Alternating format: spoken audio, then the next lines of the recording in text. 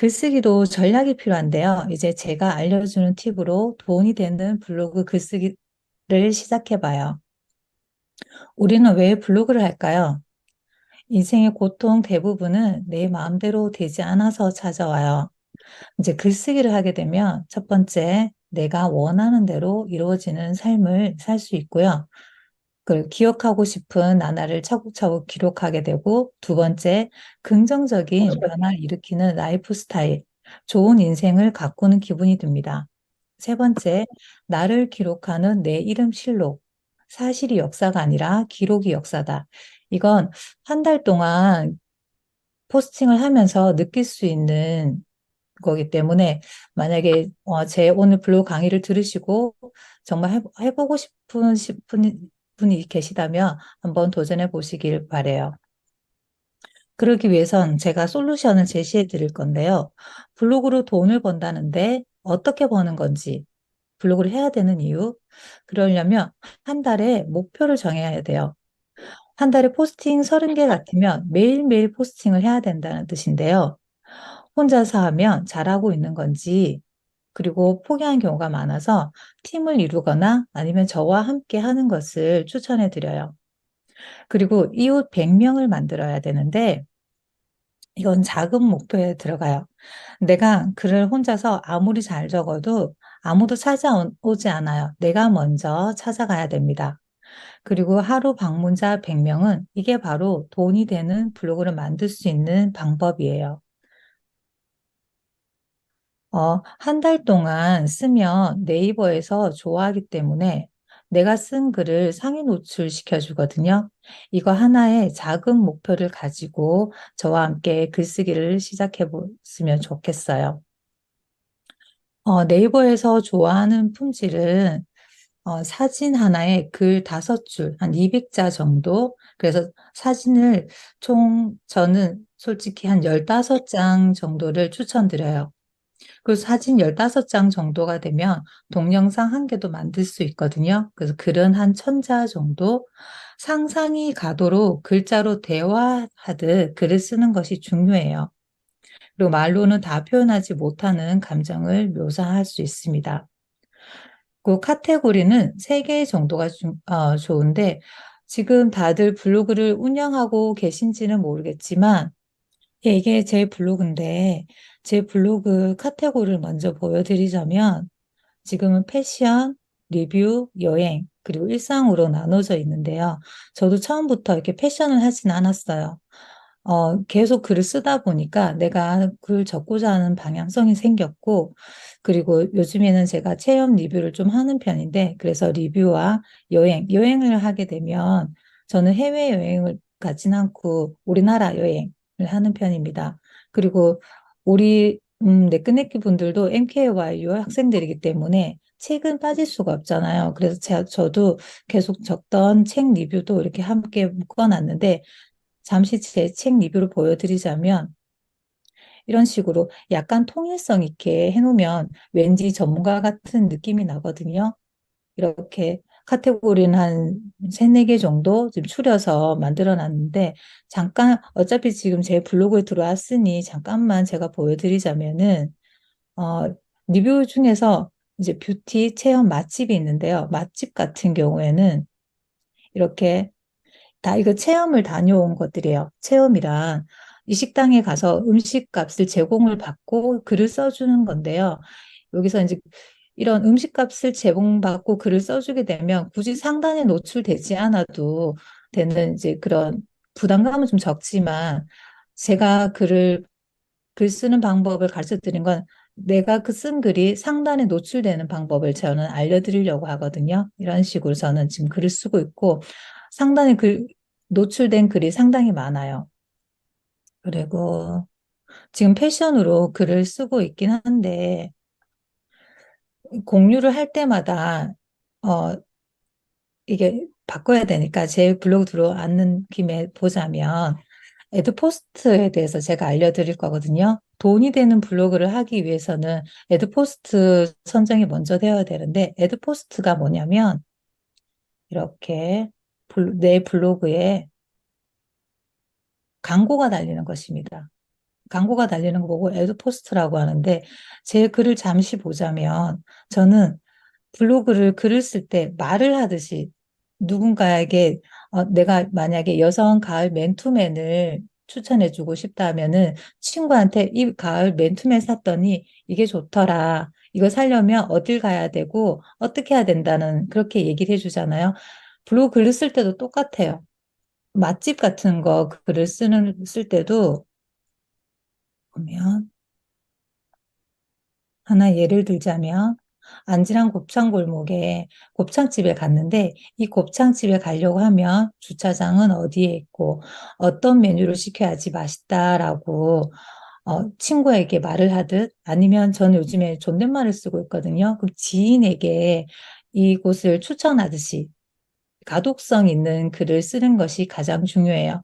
그리고 제 블로그 잠시 보자면 약간 잡지책을 보듯이 쓰는 방법 또한 제가 가르쳐 드릴 수 있거든요. 네, 이런 식으로 카테고리는 한 세 개 정도가 적당해요. 너무 많은 카테고리를 하게 되면은 내가 전문적으로 글을 쓰는 사람처럼 안 보일 수도 있기 때문에 이 카테고리 잡는 방법, 이미지 잡는 방법 제가 다 가르쳐 드릴 거예요. 그리고 내가 만약에 사업을 하고 계신다면은 사업 관련된 글은 좀 분석적으로 글을 쓰고 여행은 수다 속 말하고 싶은 메시지를 적을 수 있도록 하면 됩니다. 에드포스트 신청 및 자격 조건은 블로그를 개설한 지 90일 이상, 그리고 총 발행 게시물 50개 이상, 1 방문자 수 100명 이상, 조회수 포함입니다. 100명 이상이 되어야 되는데, 혹시 지금 현재 방문자 수가 100명 이상 되시는 분들도 꽤 있으리라 생각이 돼요. 그래서 제가 오늘 함께 하신 분들에 관한 얘기를 조금 이따 한번 들어볼 건데요.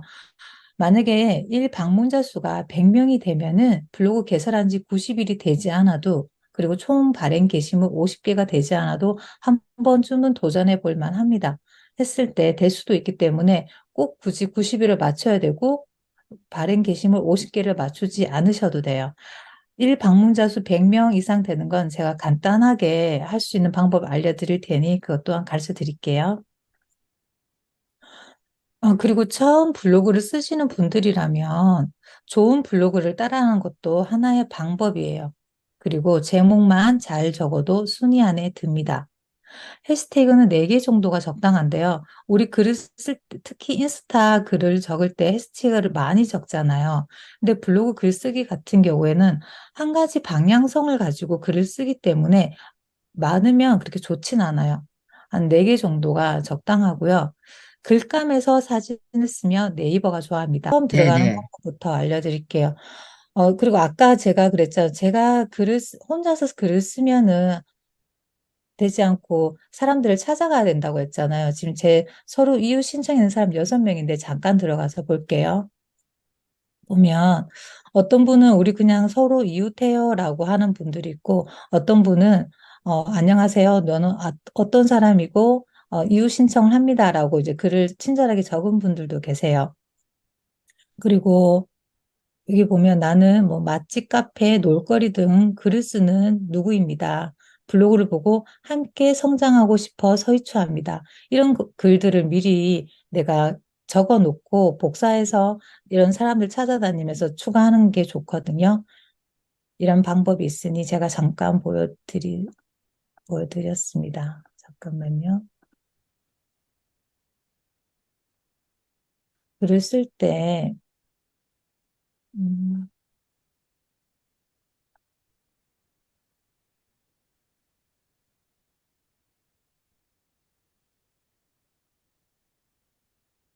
글을 적을 때 보면 여기 글감 버튼이 있어요. 이 글감 버튼을 통해서 글감을 누르면 무료 사진이 많이 있거든요. 내가 만약에 법에 관련된 글을 쓴다고 치면은 법이라고 검색을 하면 이렇게 무료 사진이 많이 뜹니다.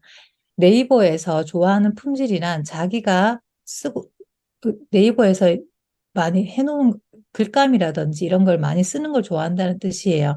우리 책 리뷰할 때, 어, 책 리뷰, 책 뭐가 있지? 헤빙. 헤빙 책을 읽었다. 그러면 이렇게 그 책을 같이 글감에서 해주면은 네이버가 좋아합니다. 그리고 식당 같은 곳에 가면 이 장소, 식당 주소, 아까 홍림곱창이 있었으면 홍림곱창 장소를 이렇게 같이 넣어주면 네이버가 좋아해요. 이 화면을 자꾸 들어왔다 나왔다 하기가 좀 그래서 여기 이쪽에서 바로 제가 가르쳐 드릴 건데요. 우리가 글을 적으려고 할 때 가독성 있는 글이 좋거든요. 우리가 만약에 블로그 들어갔을 때 어떤 글은 잘 읽히고 어떤 글은 잘 읽히지 않으셨던 경험을 했을 텐데요. 그건 지식을 전달하기 위해서 글만 적으면 누구든 읽기가 싫거든요. 내 글이 아닌 다른 사람 글은 누구나 똑같이 별로 읽고 싶지가 않아요. 하지만 그 글이 잘 읽히도록 하려고 하면 말을 하듯이, 대화하듯이 글을 쓰는 게 중요한데, 여기 보면 인용구나 구분선, 이런 거를 다 사용해서 글을 쓰면은 좋아요.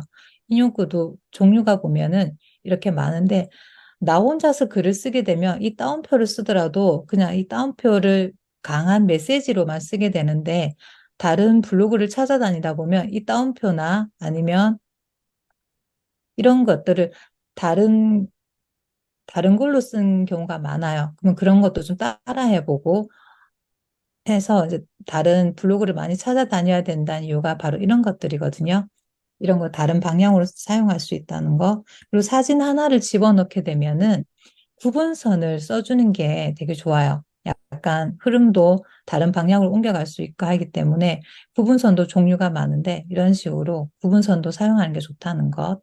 무료 사진. 우리가 글을 쓸 때 픽사베이라고 혹시 많이 들어보셨을 거예요. 거기서 무료 사진을 많이 다운받는데 저는 픽사베이도 좋아는 하지만 우리 캔바나 미리 캔버스 다들 사용하고 계시기 때문에 여기서 무료 사진 쓰는 것도 좋은 방법이고요.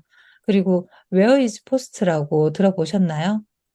여기는 내가 쓴 글이 노출이 잘 되고 있는지 알아볼 수 있는 곳입니다.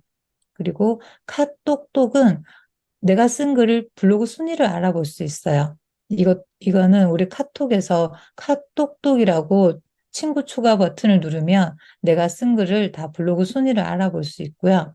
그리고 키워드 잡는 게 가장 중요한데 키워드는 키워드 마스터나 블랙 키위 같은 곳에서 키워드를 검색하고 있어요. 이것도 가르쳐 드릴게요. 그리고 방문자를 높이는 시간은 오전 시간이 좋고 예약 발행을 해놓으라고 제가 적어 놓긴 했는데 방문자를 높이는 시간 왜 오전 시간이 좋으냐면 일 방문자가 늘어나려고 하면 너무 늦은 시간이 적으면 방문자가 이렇게 많지가 않거든요. 그래서 웬만하면 오전 시간이 좋고요. 예약 발행 같은 경우에는 제가 한 달 동안 일일 1포스팅을 하자라고 얘기를 했기 때문에 이거를 매일매일 포스팅하기 위해서 예약 발행을 해놓긴 한데 같은 시간에 너무 해놓으면 내 글이 AI인지 알게 돼요. 그래서 웬만하면 그 시간대를 조금씩 병행해서 올리는 것도 하나의 방법입니다.